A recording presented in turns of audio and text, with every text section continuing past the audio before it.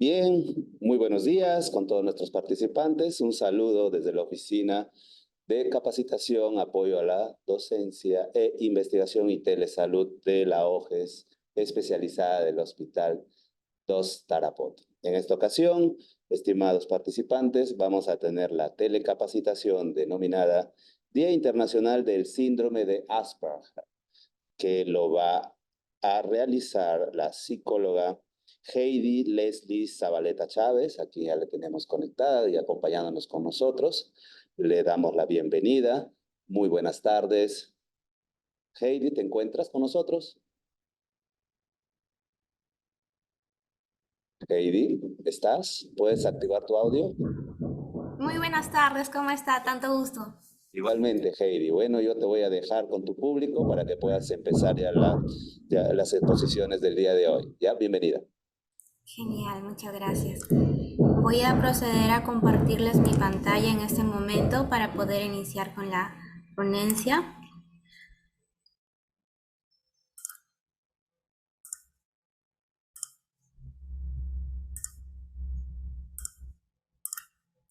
Listo. ¿Sí pueden visualizar mi pantalla? Por favor, me confirman. Sí, ya, genial. Bien, mi nombre es Heidi Zabaleta, soy psicóloga especialista en todo lo que es intervención en casos de autismo. El día de hoy vamos a hablar de un tema muy interesante y justamente conmemorando un poco la fecha del Día Internacional del Síndrome de Asperger, que es el 18 de febrero. Entonces, acá sí me gustaría puntualizar en diferentes conceptos, en diferentes definiciones para poder conocer un poquito más acerca de qué es lo que vamos a celebrar, por allí algunos cambios que se han ido haciendo a lo largo del tiempo, después de estudios y todo ello. Entonces, tenemos como fecha conmemorativa por el Día Internacional del Síndrome de Asperger el 18 de febrero. Sin embargo, poco a poco estos términos han ido evolucionando, han ido unificándose en cierta manera, ¿no? Entonces, para ello sí me gustaría muchísimo realizar muy breve relato acerca de cómo es que inician estos términos, cómo es que nace el término del autismo y todo ello. Entonces, ¿qué pasa? Que hace mucho tiempo el término autismo fue nombrado por primera vez por un psiquiatra que tiene de nombre Eugen Bleuler, bien, quien lo usó este término para referirse a una conducta específica que presentaban ciertos pacientes con esquizofrenia. Bien, entonces la primera vez que se menciona el término autismo es para referirse a una conducta de aislamiento en primera instancia, ¿no? Esa es la primera vez que se escucha el término autismo. Luego de ello, con el pasar del tiempo, es que ya surgen términos como síndrome de Asperger y autismo. ¿Por quiénes en este caso? A mediados del siglo 1900, del año 1940, por allí, es que aparecen dos estudiosos, Leo Kanner y Hans Asperger, quienes empiezan a realizar ellos ya estudios acerca de estas conductas. ¿Por qué? Porque observaron ciertas particularidades en poblaciones infantiles que les llamaron la atención. Ambos estuvieron realizando estos estudios prácticamente de manera paralela. Bien, en el caso de Leo Kanner, vemos que él estuvo realizando estudios en niños específicamente. ¿Y qué encontró en estos estudios? Él encontró que por allí existía un porcentaje de niños que tenían ciertas dificultades en áreas como sí la interacción social, pero también encontró bastante que existían dificultades en lo que era la comunicación, el desarrollo del lenguaje, que había cierto porcentaje de niños que no llegaban a desarrollar este lenguaje como tal. Bien, además que también pudo observar ciertas conductas repetitivas. A la par estaba Hans Asperger, quien también se encontraba haciendo estudios en niños. Pero ¿qué pasa? Que Hans Asperger estaba estudiando a otro tipo de población distinta. Bien, él estaba estudiando a un tipo de población de niños que se mostraban muy hábiles, que tenían incluso algunos muy alto coeficiente intelectual, Pero, ¿qué sucedía con estos pequeños? Estos pequeños presentaban dificultades al momento de la interacción social. Entonces, es aquí donde salen estos dos términos, autismo y síndrome de Asperger. Bien, eso un poquito para centrarnos en lo que vamos a conversar. Entonces, con el tiempo, si bien es cierto, en un inicio se hablaba de un síndrome de Asperger separado de un trastorno autista, pero con el pasar de los años y respaldándonos en este manual de diagnóstico estadístico de los trastornos mentales, el conocido DSM, en su versión número 5, ¿ok? Sucede que en el año 2013 se realizan mayores estudios y, bueno, después de una reunión de la Sociedad Americana de Psiquiatría, es que deciden englobar todos estos llamados antes trastornos de autismo, síndrome de Asperger, que antes se mencionaban de manera distinta, e incluso un TGD, un trastorno generalizado del desarrollo no especificado. ¿Qué deciden hacer con la finalidad de tener una base común, de poder unificar estas características y sobre todo entender que cuando hablamos de autismo hablamos de una diversidad de presentaciones y de características? Esta Asociación Americana de Psiquiatría decide poner todos estos conceptos bajo el término de, perdón, bajo el término de trastorno del espectro autista. Bien, por eso es que hoy en día ya no se habla de un síndrome de Asperger ni de un autismo por separado, sino que se habla de un espectro autista para definirse a uno solo de manera global. Como les digo, con la finalidad de entender que este tipo de casos son muy variables, ¿ok? Bien, entonces, ahora que tenemos un poquito más claro acerca del síndrome de Asperger, del autismo, vamos a hablar ahora específicamente del término autismo, que es como hoy en día se trabaja. Bien, entonces, el día de hoy vamos a tratar el siguiente tema. Descifrando el universo del autismo, conceptos fundamentales. Vamos a hablar acerca de mitos reveladores, porque yo sé que hoy en día existen muchísimos por ahí comentarios, muchísimas creencias por ahí erróneas acerca de este diagnóstico como tal.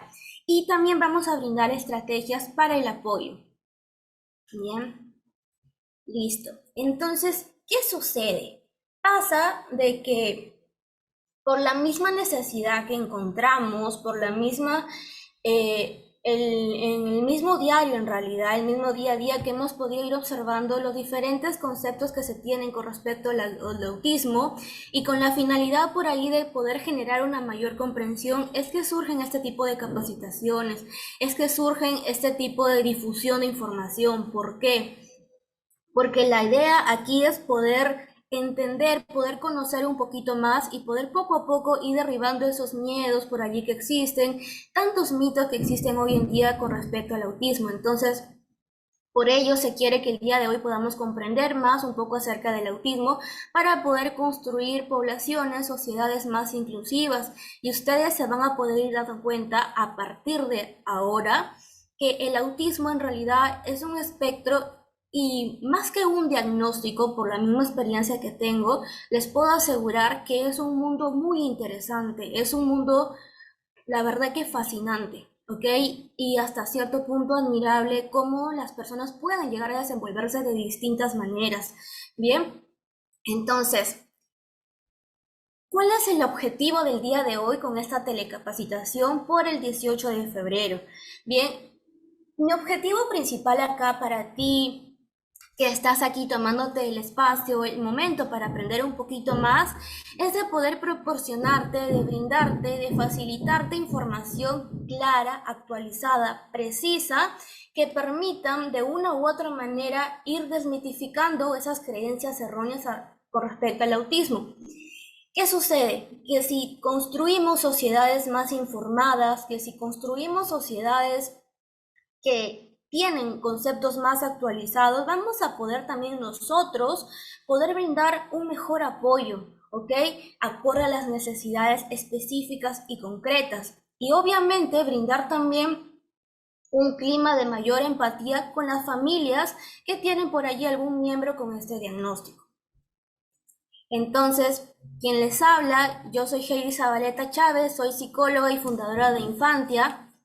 Por allí están mis redes sociales si quieres conocerme un poquito más. Yo publico constantemente contenido acerca del autismo, acerca de los mitos, acerca de características e incluso de la intervención y el trabajo con familias que vengo realizando. Como profesional en este campo, a mí me interesa mucho, por lo mismo que me desarrollo y veo el día a día con mis niños y todo ello, y las familias también, me interesa mucho poder contarte, tanto desde el plano teórico como desde la experiencia, ¿no? Para que tú puedas conocer un poquito más, para que por allí, como te había mencionado y te voy a estar mencionando constantemente, ir derribando un poquito esos mitos, ir aclarando muchas dudas. Y cabe resaltar también que en la parte final te voy a dar un espacio para que puedas preguntarme todas las dudas que puedan ir surgiendo durante este momento. Entonces, vamos a dar un vistazo acerca de conceptos clave, vamos a derribar ciertos mitos y finalmente vamos a brindar ciertas estrategias de apoyo, como también vamos a hablar acerca del impacto que tiene el diagnóstico del autismo o de recibir este diagnóstico como tal en las familias. Entonces, pido su total atención. Si se te va presentando alguna duda, puedes irla poniendo ahí de repente en los comentarios, que en la parte final vamos a tener un espacio específico para poder leerte o escucharte. Listo, entonces empecemos. ¿Qué es el autismo? Cuando hablamos del autismo, vamos a hablar acerca de una variabilidad de características. Bien, ¿qué pasa en el autismo? Sucede que por allí hay una forma distinta de percibir las cosas, ¿no? Una forma distinta de repente de percibir ciertas sensaciones, pero también vamos a encontrar por allí ciertas dificultades que se pueden trabajar, sí, con intervención oportuna, claro que sí. Por ejemplo, dentro de las dificultades del autismo podemos encontrar que en una área muy importante como la que es el lenguaje, vamos a encontrar por allí ciertas diferencias, tal vez algunos pequeñitos por allí tienen algunas dificultades en áreas más específicas como lo que es el habla, la comunicación, y esto es algo que se puede trabajar en intervención. ¿Qué otras características por allí podemos encontrar en el autismo? Que por allí vamos a encontrar ciertas diferencias en las conductas, podemos encontrar ciertas conductas repetitivas, ciertas conductas de repente estereotipadas, o ciertas conductas un poquito bastante restringidas, ¿no? Y también podemos encontrar diferencias en lo que es la interacción social. Ojo, yo sé que mucho se habla acerca de que las personas que se encuentran dentro del espectro prefieren aislarse, prefieren no tener contacto con los demás, lo cual se ha demostrado científicamente y en base a mucha experiencia que no es cierto, sino que más bien sucede que a veces no se logran desarrollar o no se sabe cómo interactuar, no se logran desarrollar tal vez aquellas claves sociales o estas habilidades que se necesitan para interactuar con los demás, pero eso no quiere decir que las personas dentro del espectro no quieran interactuar o no se muestran interesados en ello. Bien, eso es un mito que ya de todas maneras lo voy a mencionar un poquito más a detalle más adelante, pero esto sí es importante conocer. Ahora, otra característica u otro por ahí indicador que observamos dentro del autismo es que también vamos a poder encontrar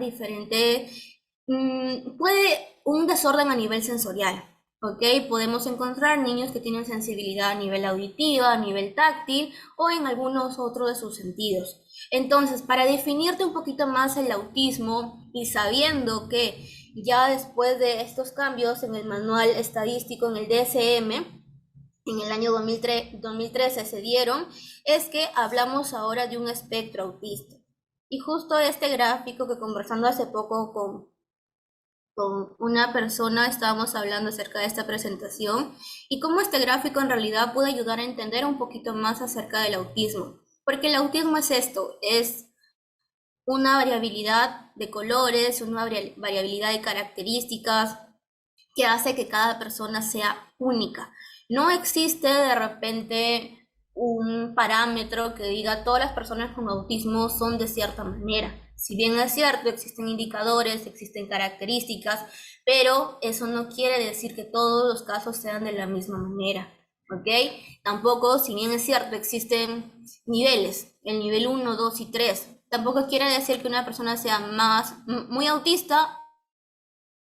Cada uno tiene la condición del autismo con diferentes características particulares, ¿no? Por aquí menciona de manera genérica algunos de los puntos que se encuentran dentro del espectro autista, que por allí podemos encontrar ciertas dificultades en habilidades sociales, intereses específicos o intereses especiales, podemos encontrar un tema de rutinas, un tema de querer ser muy parametrados con ciertas conductas, lo que les mencionaba, el procesamiento sensorial, ¿no?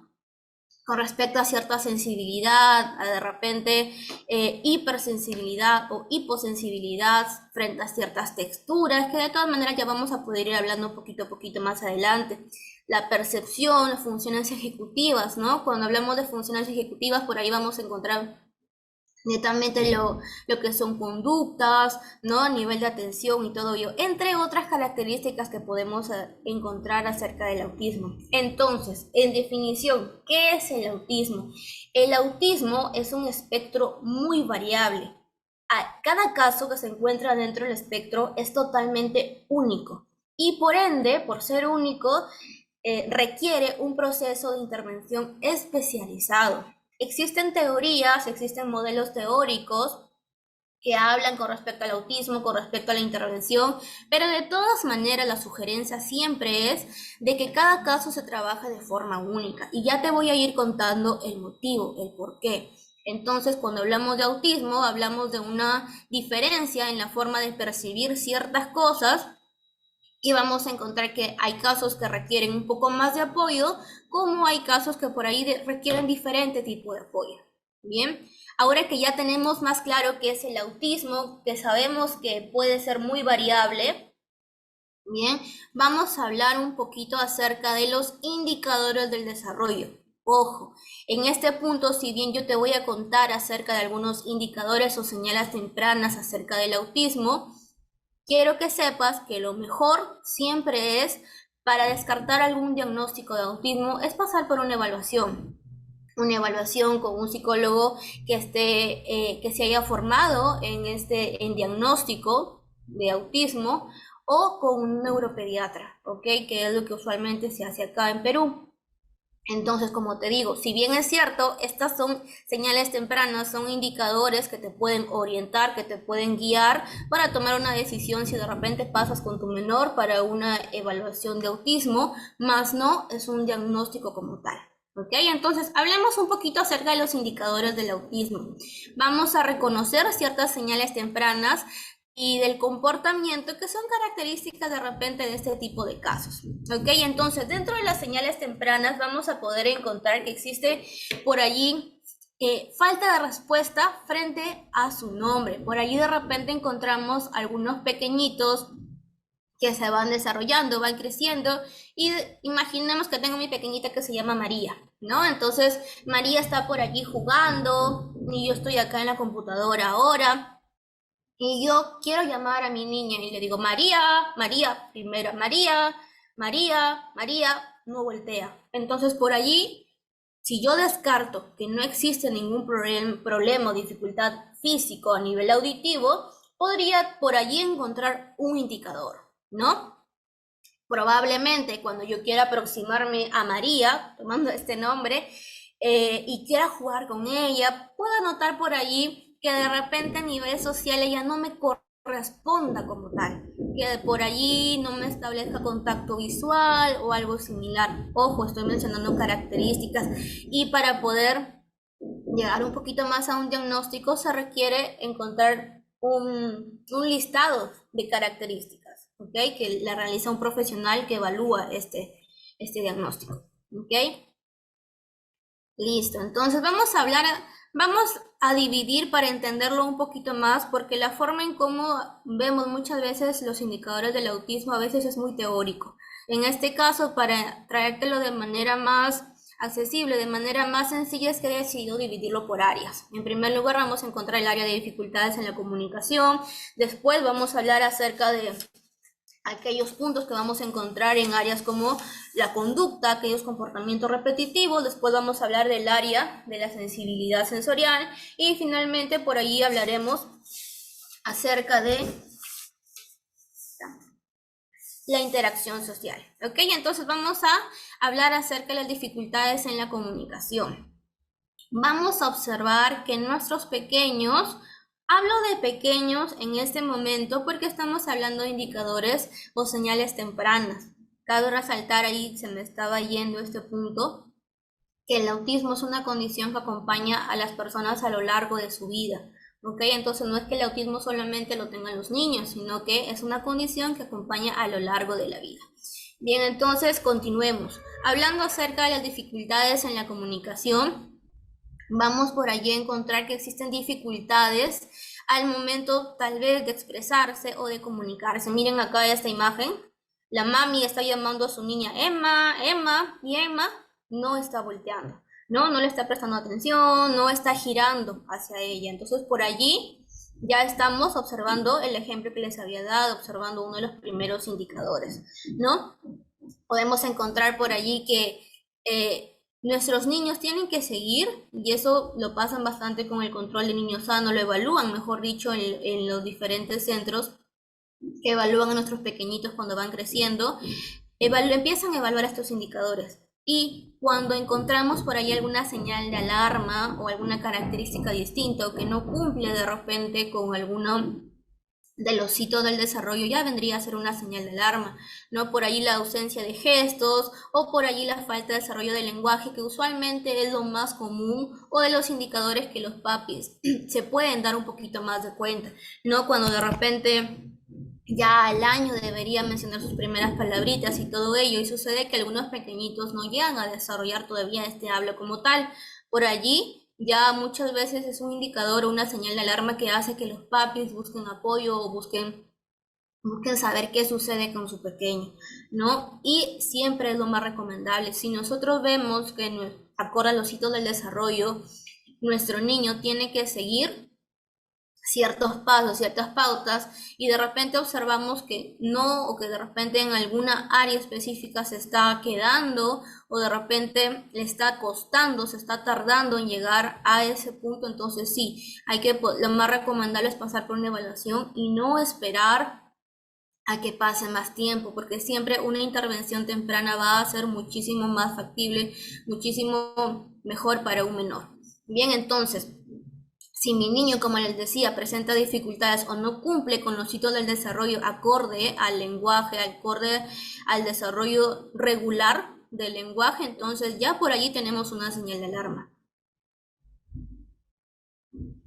Ahora, vamos a hablar acerca de las conductas, de los comportamientos repetitivos, que esto es un poquito más observable, que tal vez es un poquito más sencillo de poder darnos cuenta.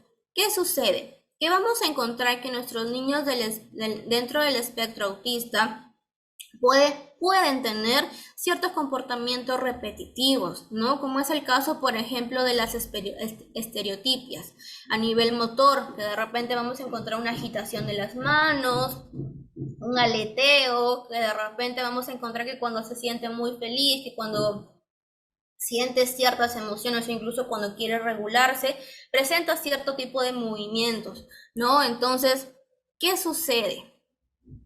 ¿Qué son las estereotipias? Las estereotipias son conductas que permiten a una persona autorregularse. Hace un tiempo atrás, dentro de la intervención, cuando todavía se estaba conociendo un poco acerca del autismo, dentro de los objetivos de la intervención se buscaba mucho eliminar esas estereotipias. Pero ¿qué sucede? Que se ha descubierto que estas conductas repetitivas, que tal vez un poco llamativas, bien, permiten a las personas regularse, y es por eso que existen. Cuando un pequeñito se encuentra muy feliz, muy emocionado, podemos encontrar de repente que va a tender a hacer ciertos saltos, aleteo, por ahí agitación de sus manos, que suele ser lo más común. O también vamos a encontrar que cuando se encuentra en un ambiente hostil, que no es tan agradable para ellos, vamos a encontrar que presentan este tipo de conductas. ¿Con qué? ¿Por qué? Con la finalidad de autorregularse, como lo había mencionado. Y las estereotipias, en realidad me atrevo a decir que son más comunes de lo que nosotros creemos. ¿no? Que nosotros mismos, ¿no? Como adultos y todo ello, cuando de repente estamos presentando algún tipo de situación por allí que queremos regularnos, no sé si han visto ese movimiento que a veces podemos hacer con el lapicero, movimiento, conducta repetitiva también. Entonces, si bien es cierto, como hablando del autismo, podría ser una señal de alarma, pero dentro de la intervención, la verdad es que ya no se estila querer eliminar ese tipo de comportamientos como tal, sino que más bien brindarles estrategias que le permitan autorregularse de repente, darles más opciones de diferentes maneras. También vamos a encontrar que nuestros niños dentro del espectro, las personas dentro del espectro, por lo mismo que quieren tener esa sensación de calma, de tranquilidad, podremos encontrar que de repente cuando juegan con piezas, y eso nos damos cuenta cuando tienen varias piezas o cuando tenemos materiales que son diversos y de repente repetitivos, ¿no? De repente tiene su abecedario o de repente tiene sus bloques de colores. Vamos a encontrar de repente que mis niños comienzan a alinear uno al lado de otro o de repente empiezan a hacer torrecitas, ¿ok? Lo que llamamos de repente alineación horizontal o alineación vertical. ¿Ok? Puede que por allí encontremos un indicador o por allí como que ya estaría llamando nuestra atención. O también podemos encontrar que a nuestros menores les cuesta mucho cambiar de rutina, ¿no? Y este punto sí hay que entenderlo y se trabaja bastante con la intervención, enseñarle que pueden existir variaciones y todo ello. Pero sucede que a veces nuestros niños, por ejemplo, tienen de rutina que todos los días cuando se despiertan se duchan, por ejemplo, se despiertan, se duchan y luego se van a desayunar. Entonces pasa de que tal vez uno como madre, como padre, cierto día, ya sea por apuro, ya sea por diferentes motivos, pero se saltan cierta parte de la rutina. Por allí un foco, algo que nos llamaría la atención sería darnos cuenta de que de repente ese pequeño cambio que tal vez nosotros podamos percibir de diferente manera, de repente para nuestro menor le genere mucha incomodidad ese cambio, el saltarnos ese paso de la rutina. Y por allí puede que encontremos ciertas conductas de llanto, ciertas conductas por allí de enojo, ¿no? Entonces, siempre yo les invito a los papás a ser más observadores. ¿Por qué? Porque ustedes tienen a sus niños 24/7, por ende pueden percibir qué conductas aparecen, pueden percibir también qué las está causando, ¿no? Entonces siempre, cuando ustedes vean una conducta, y eso es muy a nivel general, cuando ustedes perciban, observen una conducta, siempre busquen qué le está ocasionando, cuál es la causa de. Las conductas siempre aparecen como resultado a cierta situación, no es que aparezcan de la nada o algo similar, sino que más bien son el resultado de. Entonces, como les había mencionado, podemos encontrar estos diferentes tipos de conductas que nos indicarían o serían una señal de posible autismo. Bien, de todas maneras, como les estaba diciendo, todo se descarta siempre con una evaluación realizada por un profesional especialista en evaluación y diagnóstico. Ahora, vamos a hablar acerca de la interacción social y estoy segura de que es acerca de lo que ustedes más han escuchado, que tal vez las personas, lo que les había mencionado hace un momento, que tal vez las personas dentro del espectro prefieren estar solos, prefieren aislarse y todo ello. Y no es necesariamente que suceda ello como tal, sino que como ustedes ven en esta imagen, encontramos nuevamente, ella se llamaba Emma. Encontramos a Emma y su mami, no que su mami quiere aproximarse a Emma con las mejores intenciones, que quiere jugar, que quiere compartir con ella, y vemos que en la cabecita de Emma un signo de interrogación. ¿Por qué? Porque no es que Emma no quiera aproximarse a su mamá, sino que probablemente no sabe cómo responder frente a ciertas situaciones. Entonces, ello hace que de repente se aparte un poquito, como que mire desde lejos, y todo ello. Hay otro punto acá que está dentro de la interacción social y del cual se ha debatido mucho, que es con respecto al contacto visual. Muchas personas, como les dije, el autismo es una condición que acompaña a lo largo de la vida Entonces ya hemos tenido la oportunidad, ya se ha tenido la oportunidad de entrevistar a personas que se encuentran dentro del espectro y que ellos mismos sean quienes nos cuentan su experiencia. ¿Y qué nos manifiestan?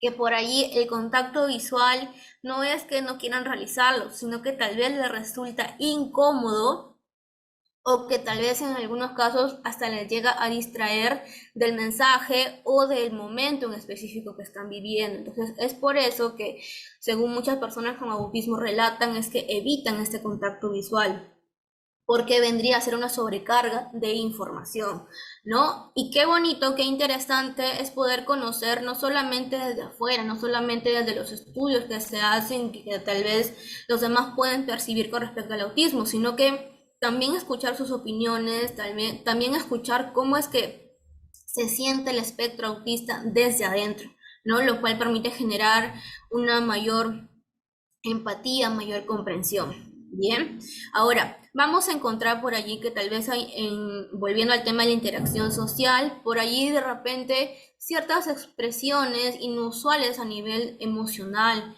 ¿no? Y acá hay otro punto bastante importante a trabajar. Dentro del espectro autista a veces se habla mucho de que a las personas no les gustan las expresiones de afecto o algo similar, lo cual es totalmente falso. Podemos encontrar acá diferentes características. Vamos a encontrar de repente un porcentaje de la población que quieren expresar mucho afecto, que incluso en algunas ocasiones llega a ser un poquito intenso, por decirlo así en términos más coloquiales para algunas personas, o que de repente vamos a encontrar otro tanto de la población que prefiere como que evitar, o no tanto porque no quieran, sino que recuerda que hay sensibilidad a nivel sensorial. Entonces, ello puede ocasionar de que tengan una respuesta distinta, y eso es lo que vamos a llegar con el siguiente punto, ¿no? Entonces, en áreas como la interacción social, como te dije, vamos a encontrar en resumen que por allí nuestros pequeños a veces no saben cómo interactuar, o tal vez aparentemente no prestan atención. Pero aquí para eso existe la intervención, para enseñarles cómo acercarse, para enseñarles acerca de claves sociales, para enseñarles ciertas conductas que les sean útiles acorde a diferentes contextos en donde se van a ir desarrollando. Bien, entonces para continuar con los indicadores del autismo, ahora vamos a hablar acerca de lo que te estaba mencionando, la sensibilidad sensorial, ¿no? Podemos encontrar en este punto que existe una respuesta tal vez un poco exagerada o un poco más inusual, ¿ok?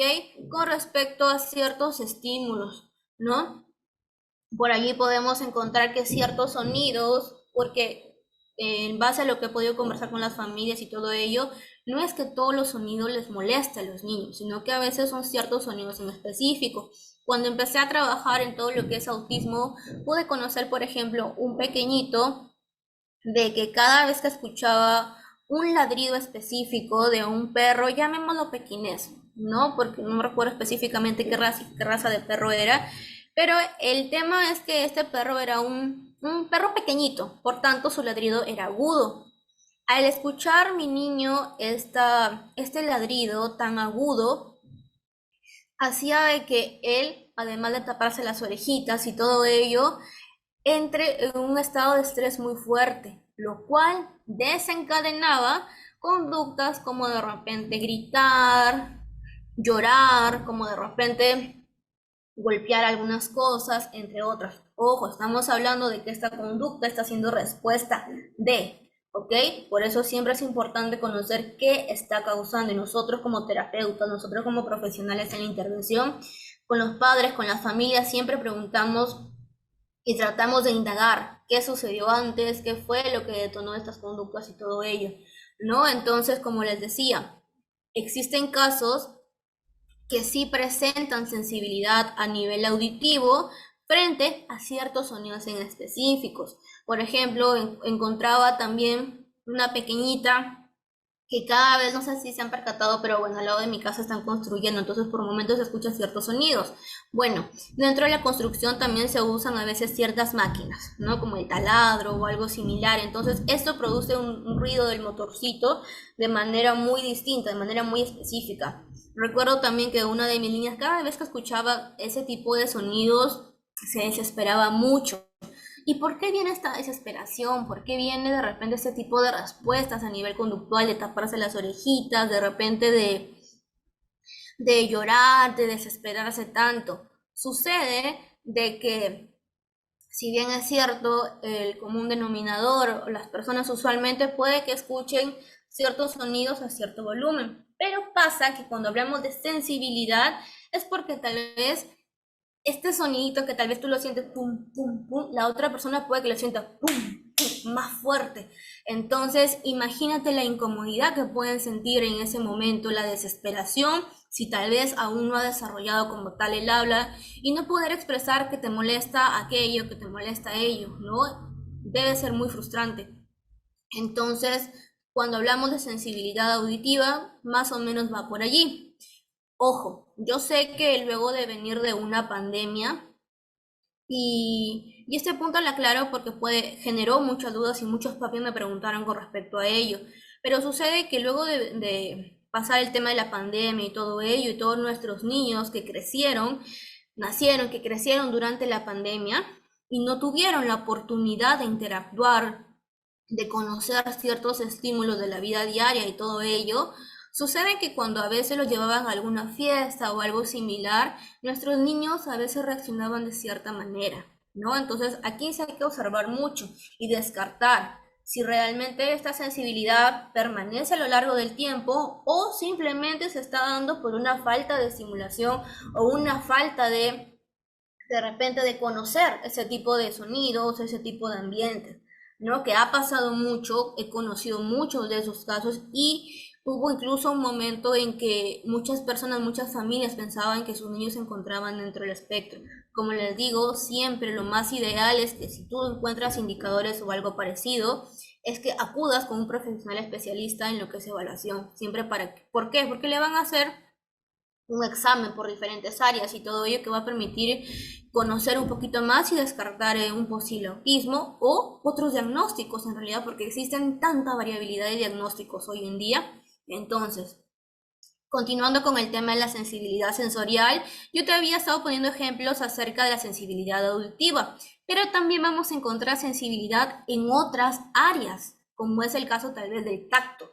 Podemos encontrar que nuestros niños son muy sensibles a la hipersensibilidad, a ciertas texturas, ¿no? Que de repente escuchaste por ahí algo común, ¿no? El tema de las etiquetas, que de repente nuestros niños no toleran ciertas etiquetas, que de repente no toleran ciertas telas, ciertas texturas, que les resulta muy incómodo, ¿no? O también vamos a encontrar el otro grupo de personas que son hiposensibles a nivel táctil. ¿Qué quiere decir? Que de repente cuando uno, no sé, se topa por acá y siente la señal de dolor que se envía a nuestro sistema nervioso, vamos a encontrar que de repente en estos casos nuestros niños, como su nombre lo dice, hiposensibilidad, no perciben de la misma manera, porque por ahí ya estaríamos encontrando un desorden a nivel sensorial. Entonces, puede que nuestros niños constantemente nosotros veamos que están tocando todo, porque como te había dicho, no están percibiendo, no está llegando esa información como tal, entonces están buscando sentir, ¿no? O de repente que se golpean y hacen como si nada, o de repente un caso que escuché hace poco de uno de los niños con los que trabajo es que la mami me comentó, mi niño, hemos estado en la cocina y ha estado en la cocina, la cocina que recién habíamos terminado de freír, ha estado el sartén ahí en la cocina y mi niño ha ido de frente a apoyarse en el sartén y ha metido su manito, ¿no? Yo me asusté y yo sí grité, me comentaba la mami, porque el sartén recién lo había apagado, estaba muy caliente, pero él en realidad no se asustó frente a lo caliente que estaba el sartén y nada similar, sino que más bien se asustó frente al grito que le dio la mami, ¿no? Que le mencionó por su nombre, vamos a ponerle Manuel, que le dijo a Manuel, Manuel, saca la mano de allí. Y allí recién nuestro pequeñito levantó la mano, pero ojo, no porque él hubiera sentido este cambio de temperatura que incluso, según lo que me enseñó la mami, le había enrojecido y todo un poquito la piel, sino que más bien fue ante el llamado de atención de la mami. Esto, por ejemplo, es un caso de hiposensibilidad, ¿bien? Ahora, también vamos a encontrar que entre otras áreas, de repente en otro de los sentidos, también podemos encontrar cierta alteración. Esto sí específicamente se trabaja cuando existen muchas alteraciones a nivel sensorial y todo ello. Se trabaja de la mano de un terapeuta ocupacional especialista en integración sensorial. Bien, continuamos. Bien, como te había mencionado, existen muchas creencias erróneas y en realidad te las he ido comentando por allí poquito a poquito, ¿ok? Pero existen en realidad muchos mitos con respecto al autismo. ¿Y qué pasa con los mitos? Que los mitos son aquellas creencias erróneas que generan malos entendidos, que generan que los demás tengan ciertas respuestas frente a diagnósticos, como es el caso del autismo. Yo mucho he escuchado, e incluso en profesionales de la salud y todo ello, mucho he escuchado que existe un temor muy fuerte con respecto al autismo, y es por ello que existen bastante, la idea es que existan más de ese tipo de capacitaciones y todo ello, para aclarar ciertas creencias erróneas. Y por ahí, más que tenerle miedo a ciertos diagnósticos, con el conocimiento podemos actuar, podemos generar acción, podemos ayudar, podemos brindar herramientas de apoyo, podemos formar redes de apoyo, si conocemos acerca de. ¿Ok? Entonces vamos a conocer mediante una imagen algunos de los mitos que de repente son un poquito más comunes con respecto al autismo. Primer mito: son agresivos con los demás. Eso es un mito que muchas veces lo he escuchado y sí me da mucha pena que exista ese tipo de comentarios aún, ¿no? Pero la idea es igual informar a los demás, contarles que conozcan un poquito más, porque si estos mitos aún persisten es porque como sociedad nos está faltando informarnos más acerca de. Entonces, por ello es que existen ese tipo de mitos. Cuando mencionan, por ejemplo, son agresivos con los demás, posiblemente es porque de repente observaron ciertas conductas, de repente de grito o de llanto o algo similar, que ojo, yo te había contado antes, que son como desencadenantes de diferentes situaciones. Con esto no quiero decirte que está bien que nuestros niños o permitir que nuestros niños tengan ciertas conductas, sino que más bien se pueden trabajar estas conductas, ¿no? Si de repente yo sé que por allí algún sonido, algún material le va a incomodar a cierta persona o le va a incomodar a mi niño, y si yo sé que no es tan útil, que no es tan necesario o lo puedo evitar, y si es muy necesario, es obligatorio que él tenga que esta persona o que este menor tenga que de todas maneras usar o trabajar con esa textura o que de repente pasar ciertas situaciones, entonces como adulto, como conocedor, le enseño otras estrategias para abordar estas situaciones. Por ejemplo, hubo una época, me acuerdo en la pandemia, que a mí me incomodaban mucho ciertos sonidos o algo similar. Entonces, ¿qué fue lo que en ese momento comencé a utilizar? Unos audífonos, y muchos de los casos de autismo vamos a encontrar en que se puede usar unos audífonos cuando vemos que nuestro niño tiene dificultades con los sonidos o que le incomodan ciertas cositas en específico. Y ustedes se van a dar cuenta que en realidad esto se puede generar muchas opciones en realidad. Bien, otro punto, otro mito: no saben hablar, o algo similar que he escuchado también bastante es las personas con autismo o los niños con autismo, porque mucho se vincula el autismo solamente con la población infantil, ¿no? Pero mucho he escuchado que dicen los niños con autismo son niños que no hablan. Falso. Si bien es cierto, podemos encontrar que existen dificultades de repente en la comunicación, en el desarrollo del habla como tal, no quiere decir que las dificultades del lenguaje son exclusivas de un diagnóstico de autismo, sino que más bien también existen otros diagnósticos en los que podemos encontrar estas dificultades del lenguaje. Entonces, como te digo, hay que reunir un cierto número de indicadores y hay que ir con el profesional para que nos ayude y nos oriente, porque el diagnóstico, más que una etiqueta como tal, el diagnóstico yo lo considero una guía, es una orientación de qué pasos a seguir con respecto a cierto diagnóstico. Ahora, Otro mito que también es muy común y se ha escuchado muchos, no comprenden nada del entorno. Y en este punto sí me gustaría muchísimo que ustedes me pudieran ayudar duplicando esta información, porque ¿qué sucede? Que a veces cuando estamos junto a una persona que tiene un diagnóstico o junto a una persona que está con bueno, está diagnosticada con el tema del autismo, podemos encontrar que de repente los demás piensan de que no los están escuchando, que no los entienden o algo similar, lo cual es falso. Mucho he visto y he podido comprobar con la misma experiencia profesional en los diferentes casos que abordo, que justo cuando hablábamos con los papis, es que nuestros niños aparentemente no están escuchando, pero sí, te están entendiendo, te están escuchando todo. Entonces, cuida mucho lo que hablas delante de. Respeta mucho las palabras, cuida mucho y respeta las palabras que usas cuando vas a referirte a una persona con autismo, ¿no? Porque la idea aquí es poder ayudarlo, la idea aquí es poder brindarle ese apoyo, esas facilidades o de repente esas adaptaciones, más no de repente hacer lo que se sienta mal o algo similar. Algo, por ejemplo, que abordamos mucho con las mamis, con los papis, es que cuando querramos hablar de algún tema de repente específico, yo les pido bastante a las mamis, sobre todo a las mamis, les pido bastante que cuando de repente quieran comentarme alguna conducta, algo quizás que su niño hizo mal o algo similar, que de preferencia me comuniquen de repente por este medio, por teléfono, o que tal vez me dejen un mensaje, o que por allí mejor destinemos una reunión, un momento específico donde no esté su menor para poder hablar acerca de él.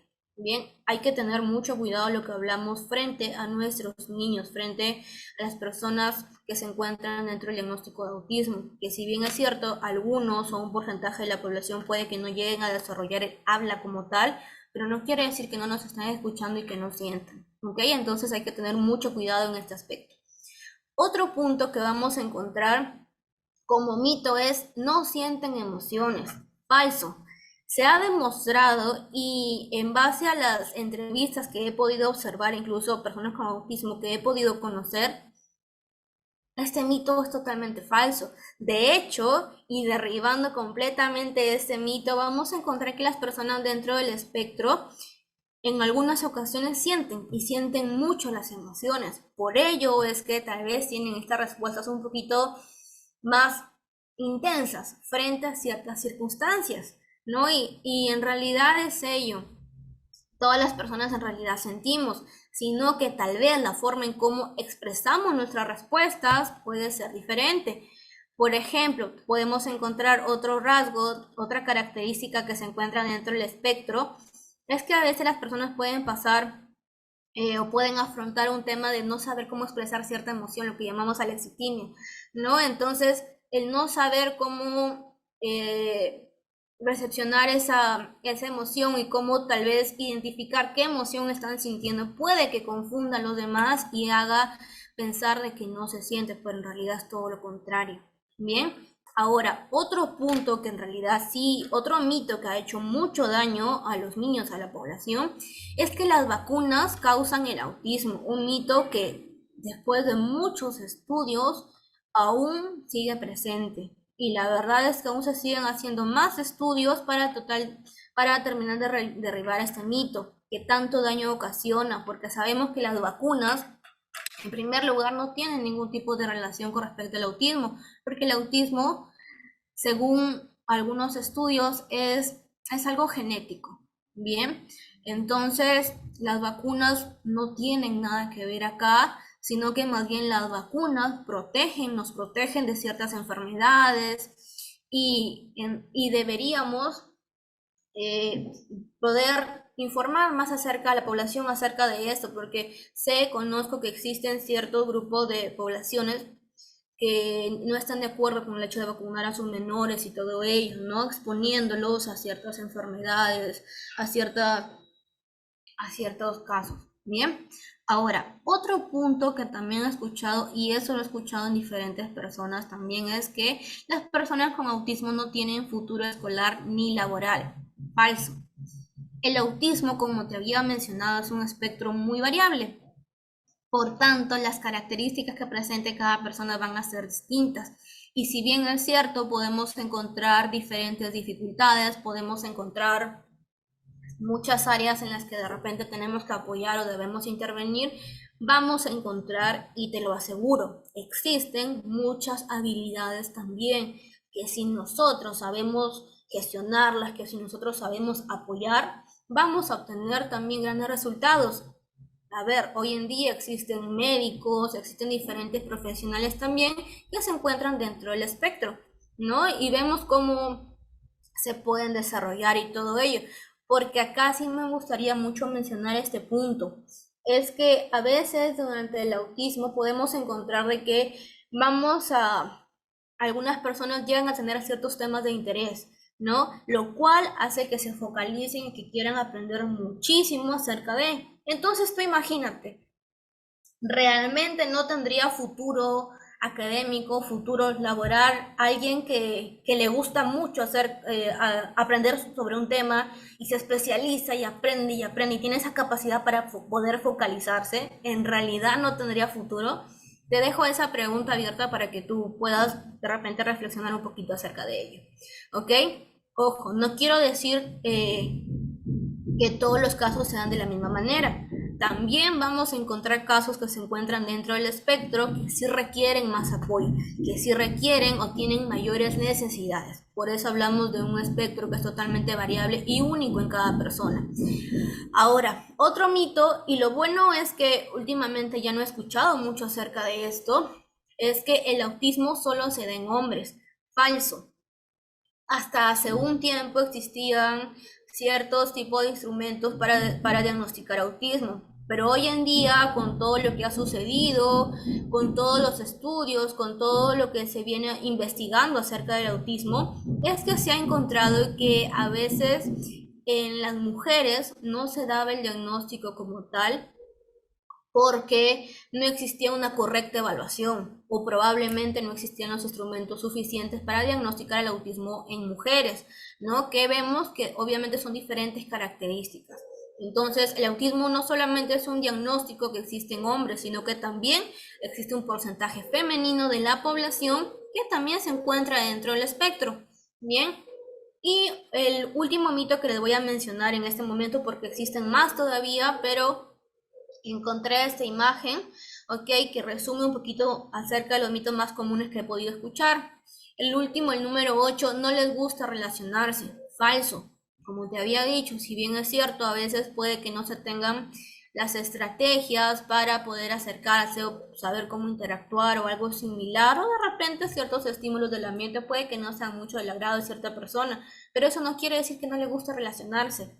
Cuando tú conoces a una persona que se encuentra dentro del espectro y eres paciente, eres respetuoso en acercarte, en mostrar ese interés genuino, en querer conocerlo, conocerla, en realidad te vas a dar cuenta que es una persona que tiene mucho también para enseñarte, mucho para darte y que sí quiere interactuar contigo, pero que a veces no sabe cómo. Entonces, mucha paciencia, mucho observar, mucho respetar los límites y todo ello de cada persona. Seguimos. Entonces, ya hemos hablado acerca de qué es el autismo, ya hemos aclarado acerca de algunas señales de alarma y también te mencioné que siempre es mejor pasar por una evaluación especializada para un descarte, algo más seguro. También te mencioné acerca de los mitos, de las creencias erróneas que se tienen con respecto al autismo. Ahora veamos un poquito de soluciones, veamos un poquito de qué podemos hacer si nos encontramos dentro de un caso que esté dentro del espectro autista. Hablemos acerca de estrategias prácticas para el apoyo. En primer lugar, una vez de repente que tú ya tienes, bueno, una vez que tienes... Le hacemos hemoglobina a la gestante en tantas semanas, en tantas... Claro, hay una norma que le hacemos, pero lo hacemos casi, yo les hago casi todos los Por allí, controles. por favor, les pido silenciar los micrófonos, por favor, para no interrumpir. Gracias. Listo. Entonces, dentro de las estrategias prácticas para el apoyo que vamos a encontrar, vamos a tener que realizar adaptaciones de entornos y de ciertas actividades. Para ello yo tengo que conocer el perfil de esta persona, tengo que saber mínimo qué le gusta, qué no le gusta, en su perfil sensorial, qué le produce de repente cierto temor o qué de repente altera sus conductas y qué de repente le agrada mucho. ¿Por qué es importante conocer ello? Y algo que funciona mucho en la práctica de la intervención es que cuando uno ingresa conociendo a la persona, cuando uno se toma el tiempo de prestar atención a esas características individuales que forman parte de ese ser, es que vamos a poder hacer adaptaciones y brindar mejores estrategias de apoyo. Tal vez lo que le funcionó a Juancito no necesariamente, pese a que es una estrategia que usualmente funciona en caso de autismo, no necesariamente le tiene que funcionar a María también. Entonces, yo tengo que unir teoría con el conocimiento, el perfil específico de esa persona, para poder realizar adaptaciones del entorno o incluso de ciertas actividades, ¿no? Ahora, otro punto, comunicación efectiva. Cuando yo veo que mi niño de repente tiene dificultades con el tema de la comunicación o de repente con el desarrollo del habla, entonces yo tengo que brindar las estrategias del caso para lograr que se comunique, porque el comunicarse es un derecho que todos tenemos. Y acá sí me voy a detener un poquito para hablarte acerca de la diferencia entre la comunicación y el habla. El lenguaje está formado por diferentes áreas, dentro de las cuales vamos a encontrar el habla, el lenguaje y la comunicación. La comunicación se refiere al hecho de transmitir un mensaje, ya sea con gestos, yo te acabo de hacer el gesto de hola, o la idea es acá con la comunicación, hacer llegar el mensaje hacia la otra persona. En el caso del habla, es el uso articulado de la palabra como tal. Pido por favor silenciar nuevamente los micrófonos, gracias, listo. Entonces vamos a encontrar que el habla es el uso articulado de la palabra. Lo que ustedes me están escuchando ahora es el habla como tal. Algunos casos dentro del espectro autista, un porcentaje de la población no llegan a desarrollar el habla como tal. Pero si nosotros intervenimos, sí podemos lograr que se comunique, ¿ok? Porque existen otras estrategias, existen diferentes formas de comunicarse, como es el caso, por ejemplo, del lenguaje de señas, como es el caso, por ejemplo, de el uso de pictogramas, y para ello existen otras formas de comunicación, ¿no? Como acá lo que quise hacer es lo más parecido a un pictograma, ¿no? Que sabemos que cuando existen casos dentro de la intervención que nuestro niño o vemos que no llega a desarrollar el habla y ha llevado un tiempo prudente y toda la intervención y en conjunto de decisión con la familia, es que por allí se opta, se les informa primero a la familia y luego se decide por trabajar un sistema alternativo de comunicación, ¿no? Porque la idea acá es que nuestro menor, que la persona logre comunicar lo que siente, lo que piensa, que logre interactuar de esta manera con los demás, ¿ok? Ahora, tercer punto, gestión de sensibilidades sensoriales. Si de repente yo veo que la persona que tengo a cargo o que estoy ayudando, que se encuentra dentro del espectro, no tolera ciertas texturas, no se siente cómodo o le generan ciertas reacciones, algunos estímulos, entonces si yo evalúo que no son necesarios, que no son obligatorios, puedo permitirme retirarlos o cambiarlos, reemplazarlos.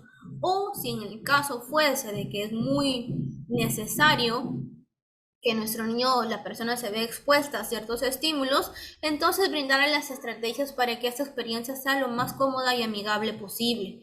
Bien, ahora, este punto sí me parece muy importante, porque a veces mucho se habla de que cuando una persona, y no solamente en el caso del autismo, sino que cuando una persona tiene algún diagnóstico, a veces se tiende mucho a sobreproteger, ¿no? Lo cual se entiende como familia, como cuidador, siempre uno quiere lo mejor para la otra persona, pero sí les pido que fomentemos mucho la autonomía, la independencia, que le enseñemos a ellos a desenvolverse en el medio. Si bien es cierto, yo le puedo brindar ciertas facilidades, pero también a la par le voy enseñando a que pueda hacer sus cosas por sí solo, ¿no? De repente no vestirlo hasta grande, sino que permitirle que él también pueda vestirse, que él también pueda sacarse, ponerse los zapatos, pequeñas acciones de la vida diaria que estarían fomentando en realidad la autonomía. Y esas pequeñas acciones ayudan muchísimo incluso durante el proceso de intervención. ¿Por qué?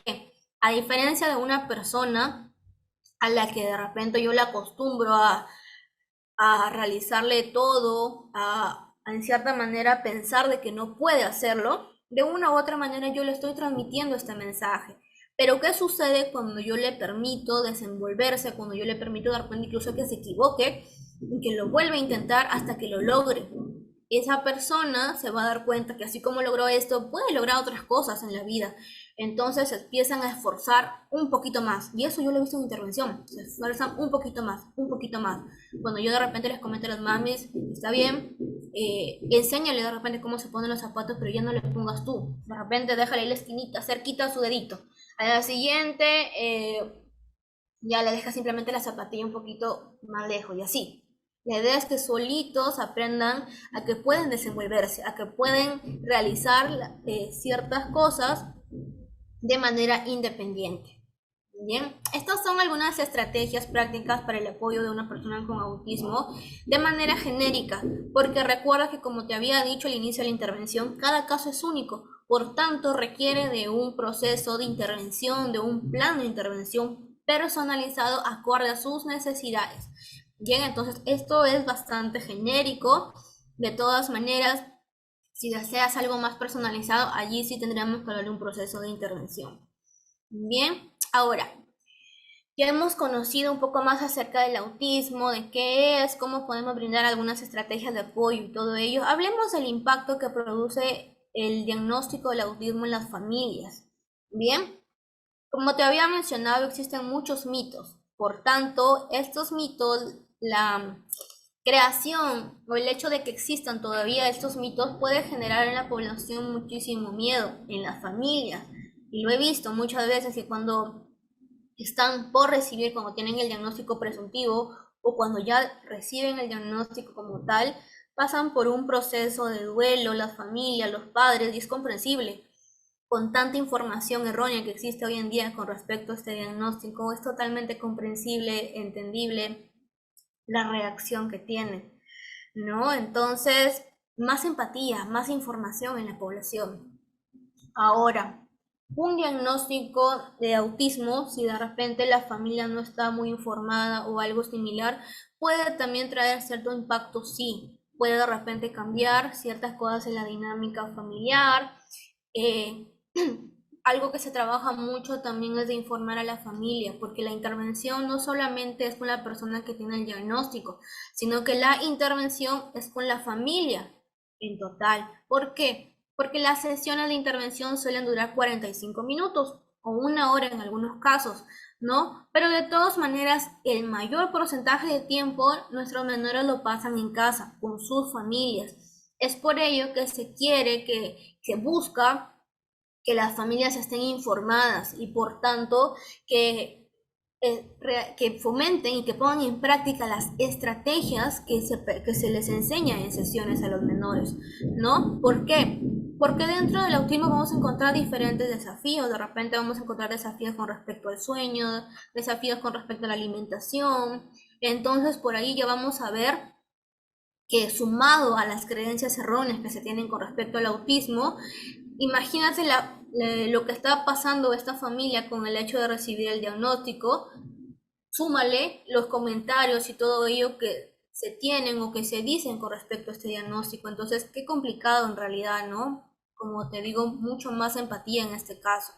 Ahora, el impacto o la respuesta de la familia va a variar mucho de acuerdo también a la intensidad o a las necesidades que pueda presentar cada persona dentro del espectro, ¿no? Por eso, como te digo, hay que comprender que dentro del espectro podemos encontrar una variabilidad muy amplia, ¿no? Y la idea siempre es brindarle las herramientas suficientes a las familias para que puedan adaptarse de la manera más adecuada, más idónea a lo que el perfil corresponde. Ahora, hablando del impacto en la familia, me gustaría hablar un poquito más acerca del impacto emocional, la importancia del apoyo y cómo encontrar apoyo.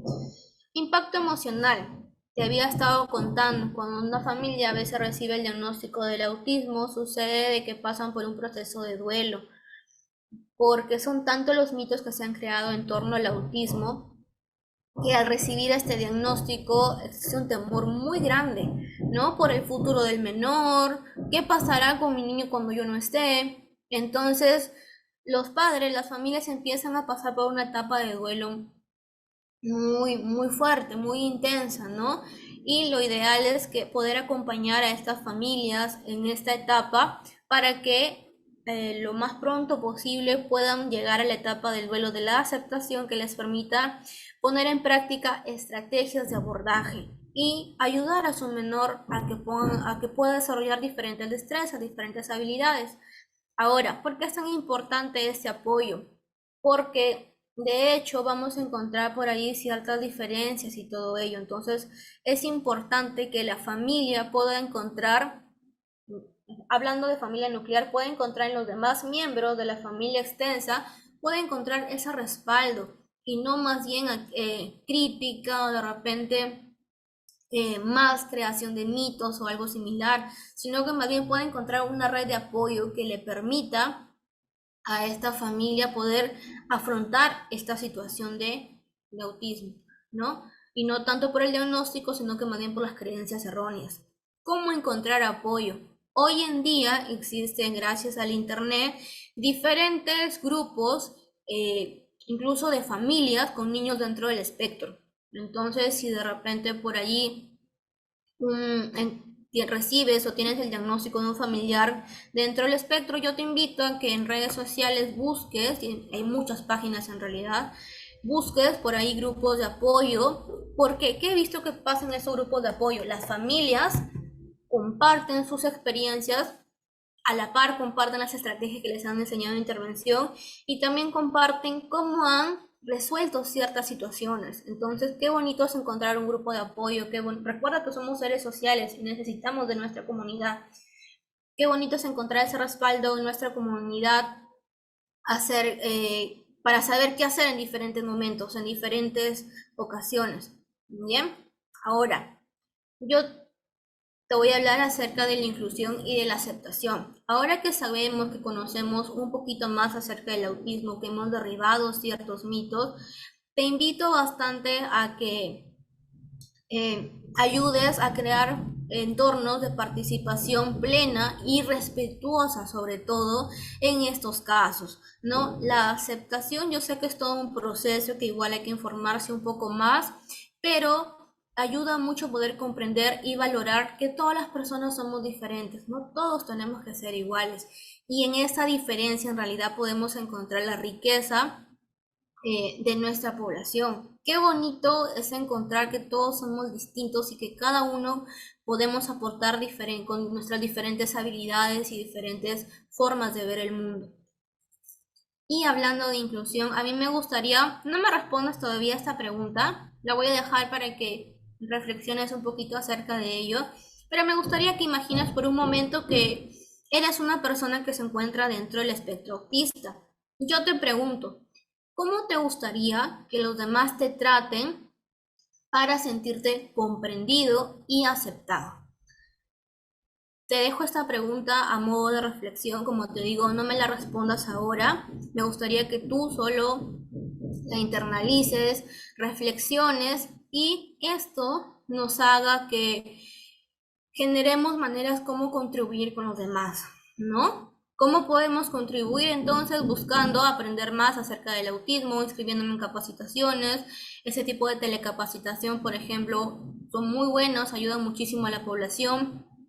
Mostrarnos empáticos con los demás, mostrarnos empáticos con las necesidades que pueden tener las demás personas, practicar la escucha activa. A veces tendemos a hablar más que escuchar y por algo tenemos dos orejitas, ¿no? Yo te invito a escuchar muchísimo, tal vez si conoces a algún familiar, algún padre, algún adulto que venga a comentarte acerca de su niño, yo te invitaría a que escuches más de repente que juzgar o algo parecido, porque no sabemos las situaciones por las que pueden estar pasando las otras familias, ¿no? Además de promover la inclusión con nuestros niños.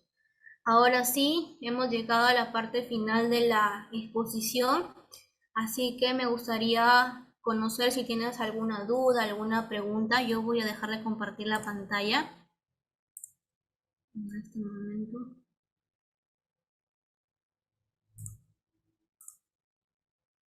Ya. Hola, sí, bien. Hola, ¿qué tal? Acá Sí. estamos. Muchas gracias, Heidi, de verdad, por tu exposición. Ya, para los que nos están viendo en este momento, todas las preguntas, por favor, escríbanlos para que nosotros le podamos pasar a la psicóloga Heidi y nos lo pueda contestar, ¿ya? Bien, ¿tenemos una pregunta? No, no hay ninguna por el momento. Parece que ha sido demasiado entendido tu exposición, psicóloga Heidi. Excelente ponencia tenemos ahí de John Paiko. Qué bueno que le haya gustado. Qué bueno que le haya gustado. De repente, cualquier consulta, no sé, hace alguna consulta particular, psicóloga puede dar sus números de repente si desea usted también para que alguno de los participantes puedan hacer algunas consultas personales de repente. Por ahí estoy enviando mi número, que es el de Infantia, para que puedan de todas maneras. La información aquí, la idea es poder proporcionar a las diferentes personas. Entonces, si alguien quiere conocer acerca del autismo un poquito más o algo similar, yo tengo mucha información y encantada de poder compartirla con ustedes, la verdad. Muchas gracias. Para todos los que se han registrado en el link que les ha pasado Solita, que está manejando de forma interna el equipo, lógicamente les van a enviar, tengo entendido, sus constancias. Y psicóloga Heidi, ya que, bueno, no la tenemos en forma presencial, a través del área de psicología le van a estar haciendo llegar su respectiva constancia de participación con nosotros, ¿ya?